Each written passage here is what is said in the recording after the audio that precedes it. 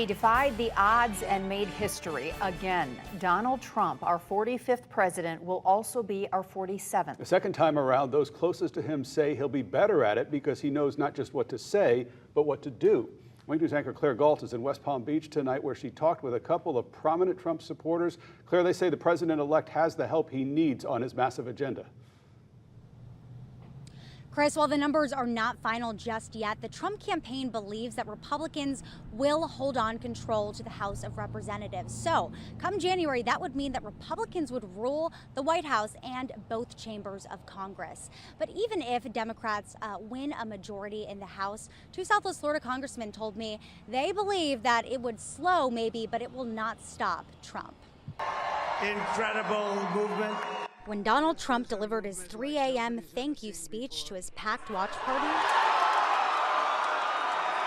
he promised to keep his promises. Help our country heal. We're going to help our country heal. That presumably includes conducting the biggest mass deportation in American history, ending 2 wars on day 1, eliminating tax on tips, and lowering the cost of living, among many other things. I asked Congressman Mario Diaz-Balart, is the Trump to-do list possible? If we control the 3 parts, House, Senate, and the White House, we can do it through this procedural way. If we don't control the House, it's going to be a lot more difficult, again, for President Trump to get his agenda across. But I'm pretty optimistic. We don't know for sure who's going to have the majority in the House. You need 218.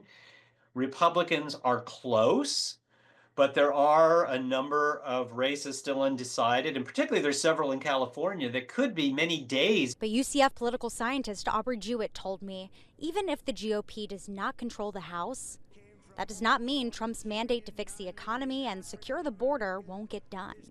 He could perhaps claim, under the powers that the president has as chief executive, that he has the authority to deport people who are in the country illegally, and that he can set up camps or places for them to go as a temporary stopgap until they can actually be returned to whatever country they initially came from. So there are ways. Diaz-Balart doesn't see that. He and Congressman Byron Donalds believe Democrats will work with Republicans or risk the wrath of voters. I think we're going to get some Democrats who see what the American people have just said.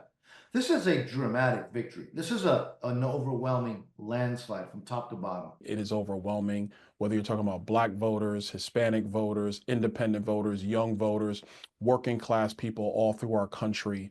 That's the coalition.